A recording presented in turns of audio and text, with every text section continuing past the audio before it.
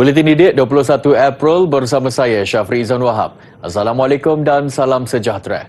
Walau di mana anda berada, berhenti seketika dan jom baca bersama 10 minit.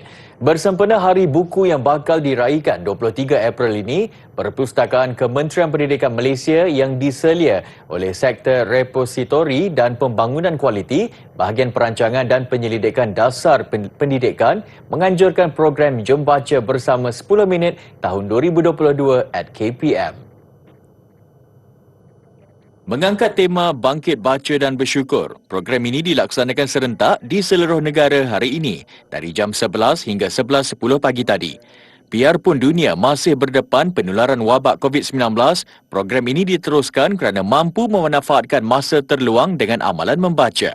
Walaupun ringkas dalam program ini cuma 10 minit bacaannya, tapi isyarat yang paling penting bahawa bacaan ini merupakan sinar kehidupan, punca ilmu daripada membaca. So hendaklah kita selalu membaca, dan sumber bacaan ini ada daripada pelbagai sumber, sama ada sumber-sumber yang bercetak ataupun sumber digital. Sekarang ni semua orang ada handphone, semua orang pakai smartphone. Jadi banyak sumber-sumber bacaan yang ada di situ yang boleh kita baca pada setiap masa. Usaha ini diangkat sebagai agenda penting dalam pembangunan negara dan perlu diberi keutamaan dalam usaha mentransformasikan pemikiran rakyat supaya cintakan buku dan sebati dengan budaya membaca. Seterusnya menjadikan tabiat itu sebagai satu amalan hidup bagi melahirkan masyarakat berilmu.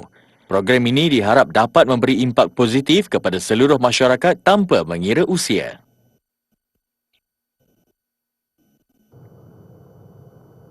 Pada masa sama, mengambil keberkatan Ramadan, 30 murid tahun 6 Sekolah Kebangsaan Datuk Wan Kemara di Changlun, Kedah menyertai Majlis I-Khatam Al-Quran peringkat antarabangsa.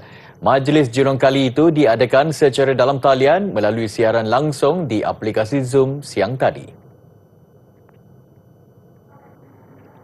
Majlis Anjuran Bersama SK Seri Bintang Utara di Kuala Lumpur turut disertai Sekolah Dasar SD Darul Hikam Bandung, Indonesia dan Ceria Tamsuka Foundation School di Thailand. 30 murid mewakili setiap sekolah terlibat, menjadikan keseluruhan 120 peserta menyertai Majlis Khatam Al-Quran itu. Menariknya, di SK Datuk Wan Kemara, ia turut melibatkan 2 murid di bawah program pendidikan khas integrasi PPKI.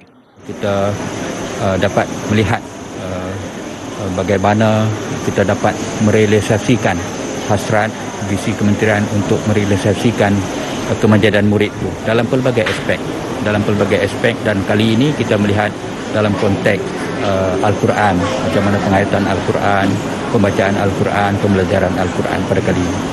Menurut guru besarnya Muhammad Nizam Saidin, 158 lagi murid tahun 6 sekolah itu turut diajak mengikuti bacaan surah Al-Quran serentak bersama peserta terlibat. Mereka diberikan sijil penyertaan. Walaupun perancangannya dibuat secara kita kata bermula daripada awal Ramadan itu, perancangan yang agak pendek, tapi perjalanan yang sangat hebat dan sangat membantu guru-guru dan sangat lancar program yang diadakan pada hari ini. InsyaAllah kita cuba sebarluaskan dengan collaboration bersama sekolah-sekolah lain lagi dalam negara Malaysia, dan kita perbanyakkan lagi negara-negara yang akan turut serta, insyaAllah. Saya hanya baca Al-Quran seperti biasa untuk mendapatkan pahala supaya saya selamat dunia akhirat, itu sahaja. Waktu saya masa lapang ataupun saya dalam keadaan sedih, marah dan sebagainya. Saya rasa gembira sebab bukan sekali-sekali lah, sebab ini baru first time dapat baca Al-Quran dengan Indonesia, Thailand dengan Malaysia lah. Perasaan tu sungguh bangga. Majlis diakhiri dengan persembahan bertajuk Rahmat Al-Quran oleh Dai Cilik Syibki Amin Suhaimi. Seiring usia 50 tahun penubuhannya, Maktab Rendah Sains Mara MRSM menyasarkan pengekalannya sehingga 50 tahun lagi selari dengan perkembangan zaman. Menteri Pembangunan Luar Bandar Datuk Seri Mahathir Khalid berkata, MRSM versi 2.0 itu menyaksikan perubahan daripada sistem pembelajaran tradisional kepada sistem digital. Saya kira inilah pusat kecemerlangan yang mempunyai pendidikan yang inovatif, yang kreatif, dan dianya boleh dianggap sebagai setaraf dengan pusat-pusat pengajian pertengahan di tempat-tempat yang lain di dunia. Dan saya berharap bahawa dengan kemasukan teknologi, kemahiran teknologi maklumat dan komunikasi serta dengan kehadiran internet berkelajuan tinggi, kita kira bahawa kita juga tak boleh ketinggalan. Beliau berkata demikian pada sidang media sempena Majlis Perasmian Sambutan Jubli Emas MRSM dan Majlis Berbuka Puasa MARA di Ibu Negara semalam. Bertemakan MRSM mendukung aspirasi mencorak kecermelangan generasi, sambutan tersebut bertujuan untuk meraihkan kegemilangan sistem pendidikan MRSM yang telah dicorakkan dengan jayanya oleh generasi terdahulu. Ia dapat dilihat melalui kejayaan bekas pelajarnya atau lebih dikenali anak sains MARA atau ANSARA mengungguli sektor kritikal negara terutama membabitkan bidang sains dan teknologi. Untuk rekod, MRSM berjaya mendidik dan melahirkan 194,000 pelajar sejak 1972 dan terdapat sebanyak 55 cawangan MRSM di seluruh negara. Sementara itu, Yayasan Aziata pula menyediakan dana RM115 juta bagi tempoh 10 tahun akan datang untuk pelbagai inisiatif di bawah teras ilmu. Ia bagi memastikan pendidikan berkualiti dapat diperolehi secara saksama dan inklusif di samping terus memupuk bakat muda. Ia akan dilaksanakan secara holistik dengan usaha menyediakan peluang kepada pelajar daripada golongan berpendapatan rendah melanjutkan pelajaran meskipun menghadapi kekangan keuangan. Antara inisiatif disediakan termasuk program Back to School di mana bantuan disalur kepada 700 orang pelajar berprestasi tinggi dari 48 Maktab Rendah Sains MARA MRSM di seluruh negara. Kesemua penerima yang dikenal pasti adalah pelajar daripada keluarga berpendapatan rendah, di mana 60% telah kehilangan ibu atau ayah atau kedua-duanya akibat COVID-19 atau pelbagai sebab lain. Pelajar terpilih juga berpeluang terus disokong dan ditaja Yayasan Aziata melalui program pembangunan kepimpinannya, Aziata Young Talent Program. Ini selain bimbingan mentor khusus serta peluang untuk menerima beasiswa bagi melanjutkan pelajaran mereka ke peringkat lebih tinggi. Kementerian Pendidikan Malaysia mempelawa calon yang berkelayakan, berpotensi, berminat dan beriltizam untuk memohon program diploma pasca siswazah pendidikan PDPP Bahasa Jerman dan Korea di Institut Pendidikan Guru Ambilan Oktober 2022. Maklumat lanjut program dan permohonan boleh dibuat secara dalam talian dengan melayari pautan tertera mulai 19 hingga 28 April ini.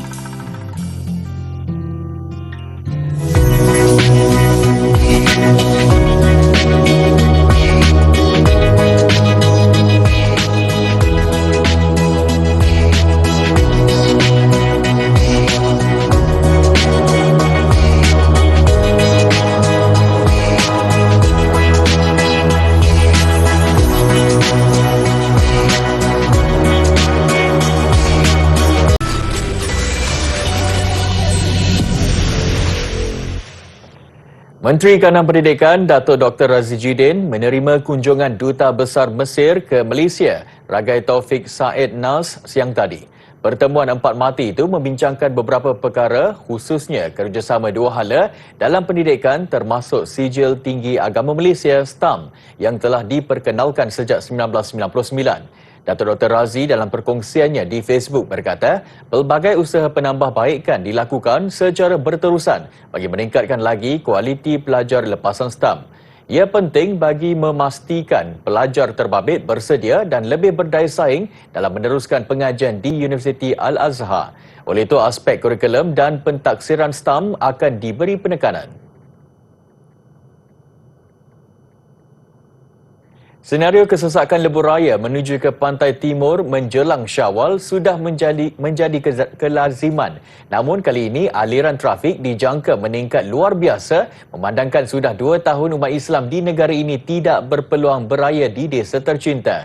Bagi mengelakkan berkampung di atas jalan raya, Ekspres khas keluarga Malaysia menawarkan perjalanan selesa dan selamat di samping mengembalikan nostalgia kelik kampung menaiki kereta api.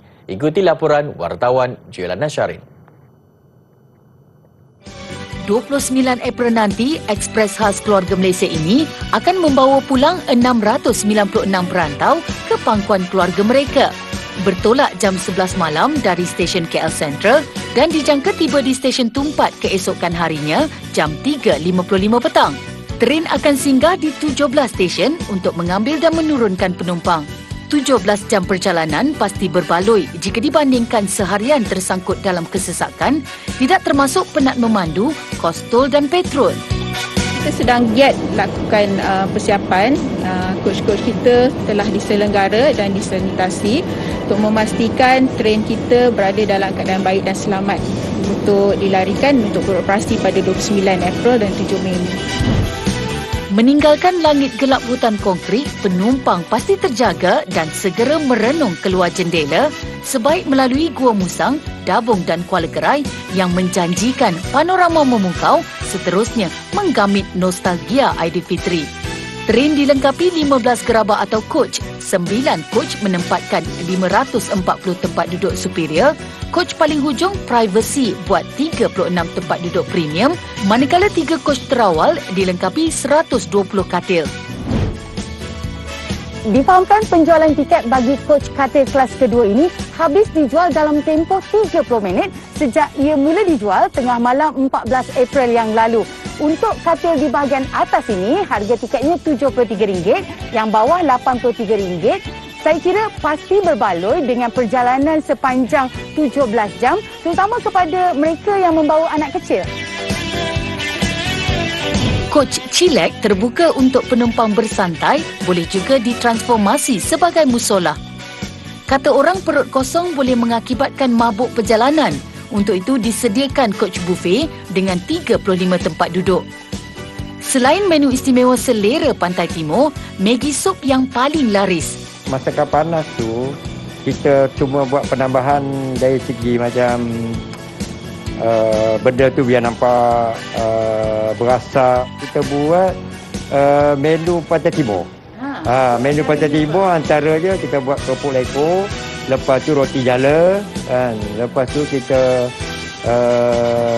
hidang sedikit lah, macam kurma dengan untuk sahur tu je. Bagi melancarkan perjalanan, penumpang disarankan berada di stesen sekurang-kurangnya 1 jam lebih awal. Perjalanan balik 7 Mei jam 10 malam dari stesen Tumpat dan akan tiba di stesen KL Sentral 3-4 minit petang esoknya. Setelah 2 tahun kita tidak pulang ke kampung untuk menyambut Aidilfitri, tibalah masanya kita dapat menyambut dengan keluarga yang tersayang. Namun begitu, saya ingin mengingatkan kepada semua pengguna KTMB, sila pastikan keselamatan diutamakan. Pemakaian pelitup muka dan mengimbas kod MySejahtera di premis KTMB masih diwajibkan walaupun kita telah beralih ke fasa endemik.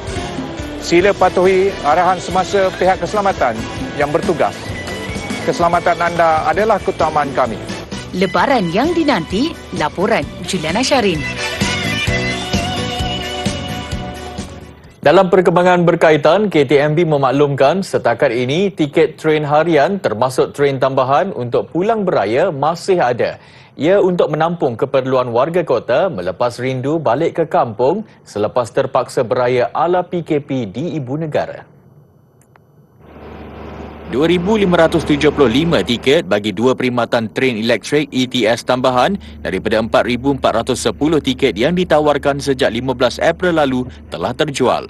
Berbaki 1,835 tiket, orang ramai disaran membuat pembelian melalui aplikasi atau laman sesawang KTMB. Perkhidmatan itu melibatkan laluan KL Sentral ke Padang Besar dan sebaliknya pada 29 April hingga 2 Mei dan 6 hingga 8 Mei. Ditanya mengenai pemantauan SOP, kaki tangan KTM ujarnya akan melakukan pemeriksaan rapi. Hanya penumpang yang lengkap divaksin dibenar menaiki tren dengan menunjukkan sijil digital di aplikasi MySejahtera. mereka perlu mengimbas MySejahtera dan juga kita nak sahkan tiket perjalanan. Selain pada itu, penumpang dikendaki dan perlu memakai pelitup muka setiap masa semasa berada di dalam train, dan juga penumpang perlu memastikan barangan peribadi dijaga untuk mengelakkan sebarang kejadian tidak ingin berlaku lah.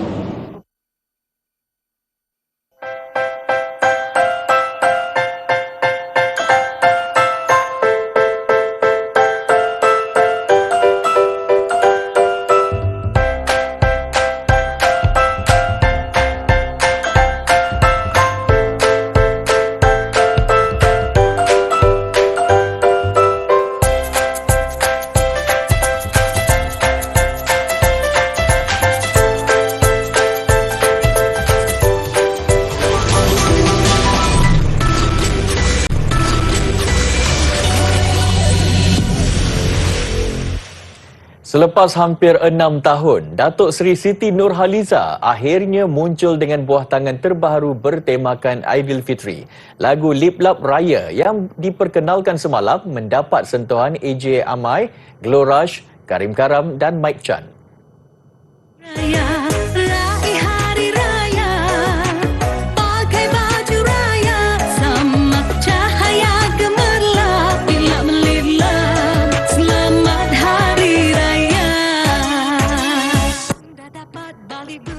Siti berkata lazimnya lagu baharu mengambil masa untuk diterima atau digemari. Namun muzik pelbagai rentak yang ditampilkan dalam Lip Lap Raya mudah melekat di hati pendengar. Harapannya ia dapat menjadi lagu malar segar suatu hari nanti. Lagu ini berkisarkan kemeriahan sambutan Aidilfitri selepas 2 tahun umat Islam di Malaysia meraihkan Hari Kemenangan dalam norma baharu.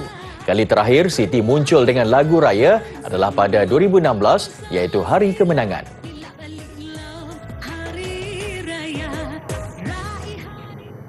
Disneyland Hong Kong kembali dibuka kepada umum mulai hari ini. Terdahulu, taman tema ini ditutup beberapa kali susulan penularan kes COVID-19.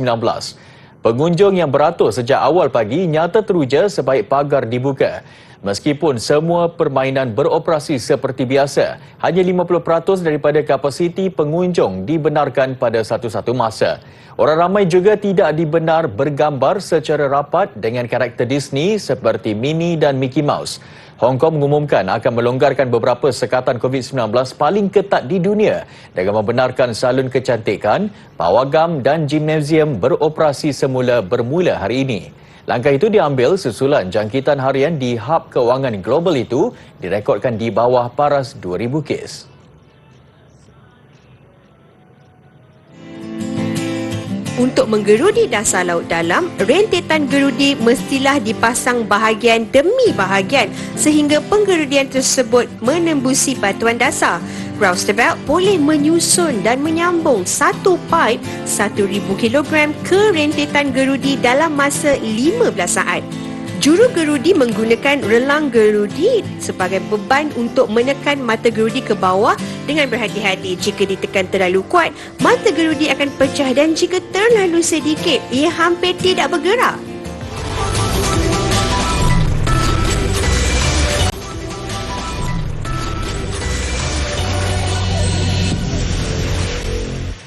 Sukan. Hub Sukan Elektronik baharu ESI Hub at Space Aerobics di Puchong dijangka menjadi pusat latihan bagi skuad e-sukan negara menjelang Sukan Asia 2022 di Hangzhou, China.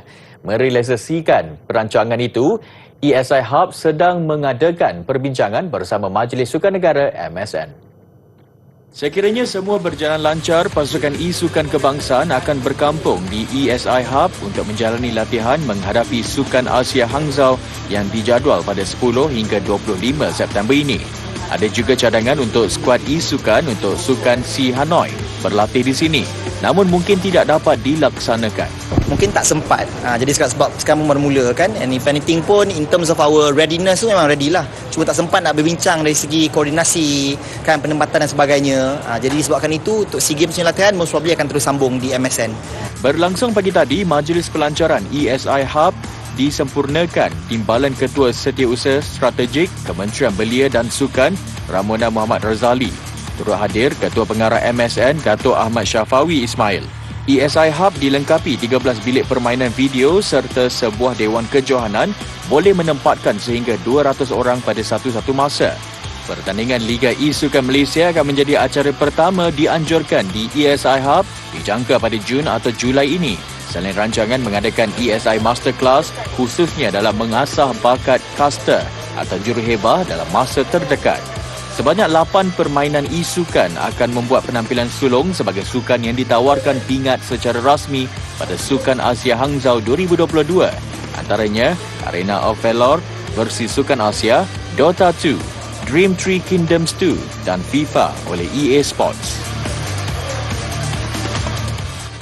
Ini pula menjelang Piala Thomas dan Uber di Bangkok bulan depan. Persiapan skuad badminton negara meniti fasa akhir apabila Persatuan Badminton Malaysia BAM mengumumkan senarai terakhir 24 pemain.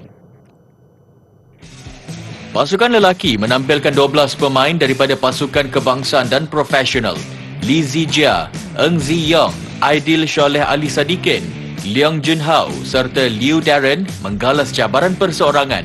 Manakala barisan beregu diketuai Aaron Chia, Soh Woo Yik, Teo Yi Yi, Ong Yu Sin, Nur Izzuddin Muhammad Rumsani, Goh Zifei dan Chia Wei Ji.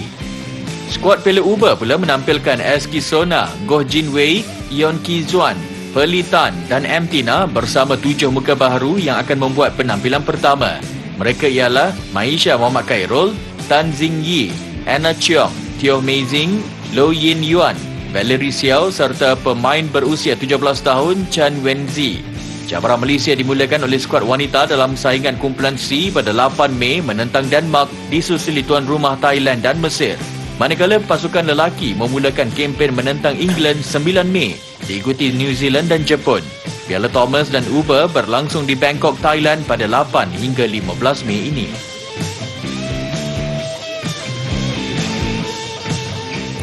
Mengambil kira tugasan penting, skuad bola sepak bawah 23 menghadapi Sukan C Hanoi 2022. Liga Malaysia MFL mengesahkan sedang mempertimbang perubahan jadual bagi memberi laluan kepada latihan pusat pasukan bawah 23 tahun yang sedang diadakan ketika ini. Itu perkara yang saya tengah kerja keras dalam sekretariat untuk menguruskan yang terbaik untuk FAM.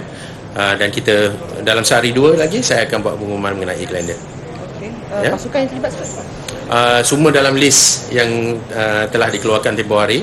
Tetapi kita perlu lihat dalam priority the majority of the call-up. Stuart Ramalingam juga mengesahkan pihaknya sudah berbincang dengan Persatuan Bola Sepak Malaysia FAM. Pada hari pertama latihan pusat skuad bawah 23 kebangsaan kemarin, hanya 5 pemain hadir melapor diri. Ketua Jurulatih Brad Melanie akur dengan keputusan pasukan-pasukan tempatan mahu melepaskan pemain mereka hanya selepas tugasan dalam Liga Tempatan selesai terlebih dahulu. Mengakhiri buletin didik malam ini, pengunjung pameran Pop Air di Paris, Perancis berpeluang merasai pengalaman bermain dengan pelbagai jenis bola hasil seni. Saya Syafri Izan Wahab. Assalamualaikum, salam hormat, jumpa lagi.